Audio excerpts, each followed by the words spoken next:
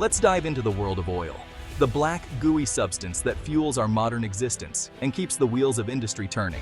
It's not just the fuel for your car or that budget airline flight. It's the backbone of countless products: plastics, fertilizers, cosmetics, and even the synthetic fabrics in your clothes. Oil is everywhere, woven into the fabric of our daily lives.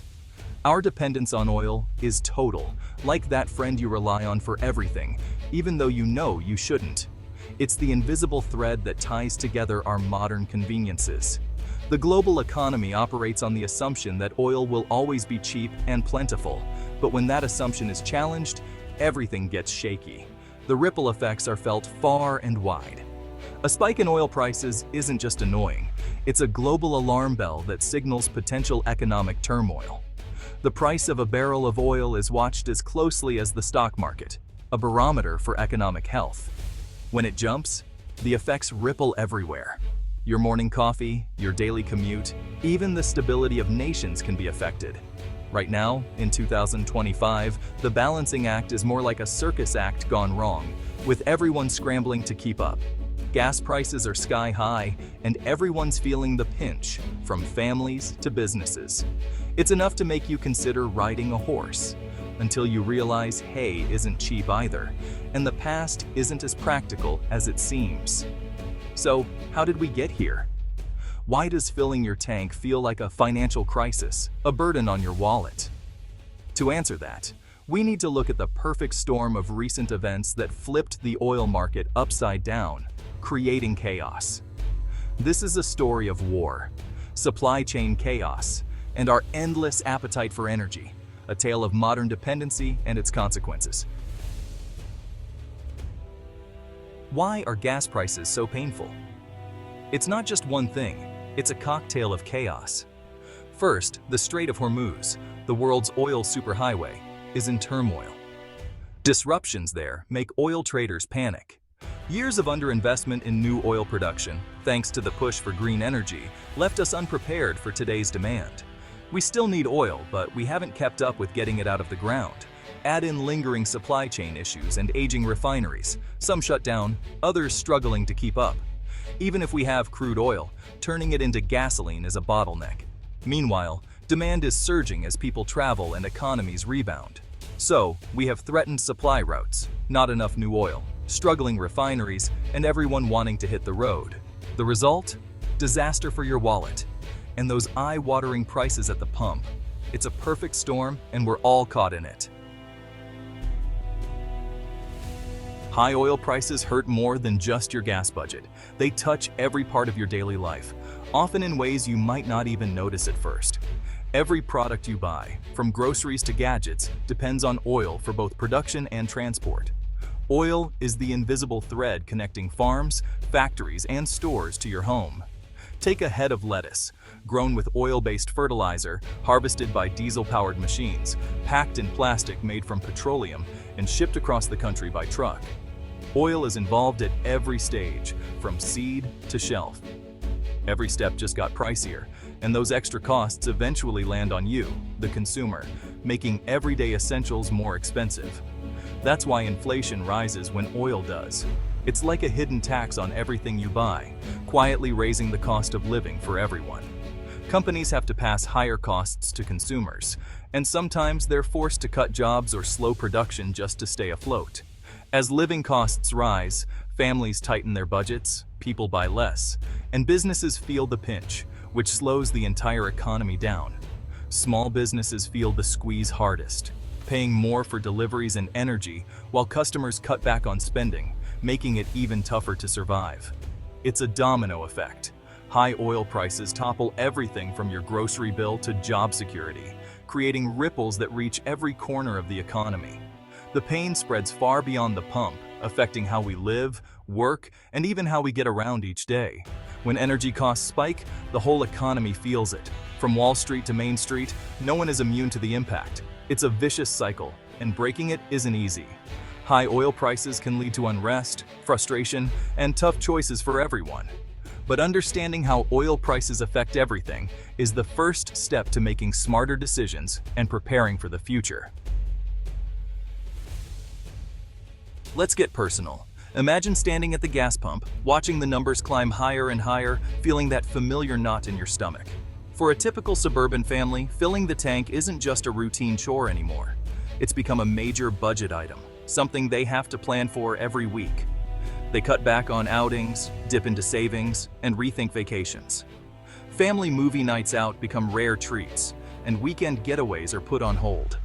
Multiply that by millions of families across the country, and you start to see why entire national economies can suffer when oil prices spike. The US spends billions more on imported fuel, widening the trade deficit and weakening the dollar. Every extra dollar spent on oil is a dollar not spent at home.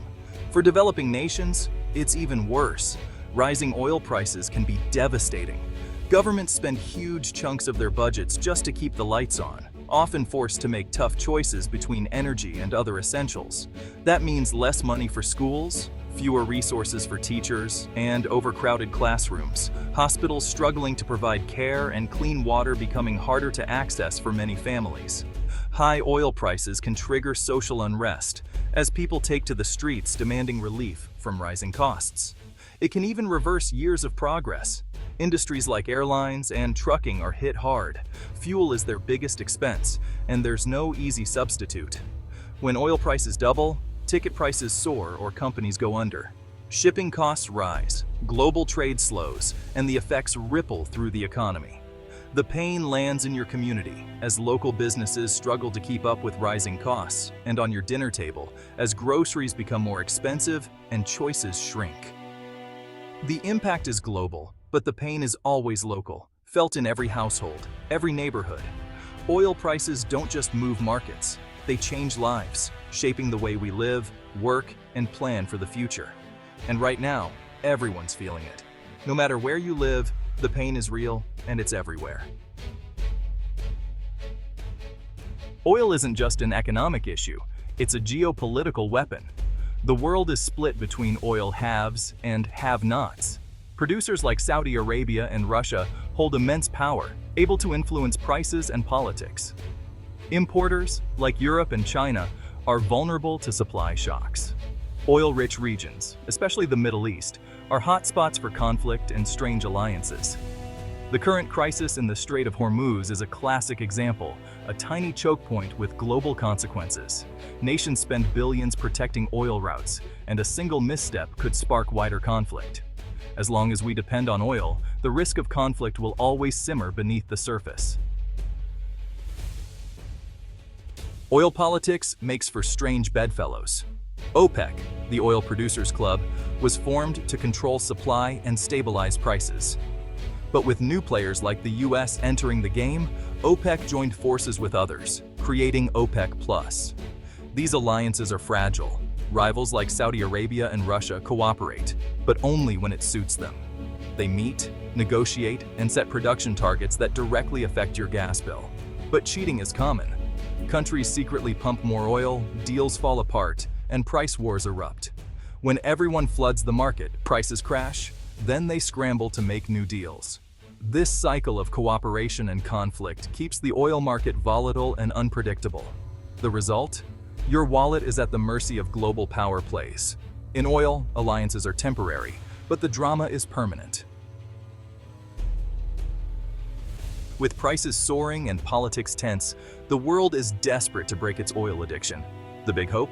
Renewables, solar, wind, hydro, and more. Technology is improving fast and costs are dropping. Governments are investing billions in clean energy, electric vehicles, and better infrastructure. The goal: electrify everything, then power it with renewables. Electric cars are going mainstream, and major automakers are phasing out gas engines. But the transition is slow and complex. Upgrading grids, building batteries, and sourcing materials all take time. In the meantime, energy efficiency is key: better insulation, public transit, and smarter appliances. These steps may not be flashy, but they're crucial for reducing oil demand now. The road to a clean energy future is long, but we're finally moving. You might wonder, what can I do? The answer: more than you think. Drive less. Combine errands, carpool, walk, or bike when possible. Use public transit. Even a few trips a week add up. Keep your car well maintained for better fuel efficiency. When buying a car, consider fuel-efficient or electric options. At home, switch to LED bulbs, unplug devices, and adjust your thermostat. Small changes, multiplied by millions, send a powerful signal to markets and policymakers. Consumer choices drive innovation and investment in cleaner options. It's not about one person saving the world, it's about millions making smarter choices together. Here we are in late 2025, facing record gas prices and a world in flux. We've seen how conflict, shortages, and surging demand created this crisis. The pain is real, but it's also a catalyst for change. High prices are forcing a long overdue shift to renewables and efficiency. Companies, governments, and individuals are now motivated to break the oil habit. The transition won't be easy. There will be setbacks, arguments, and resistance. But for the first time, the path forward is clear. We have the technology and the motivation.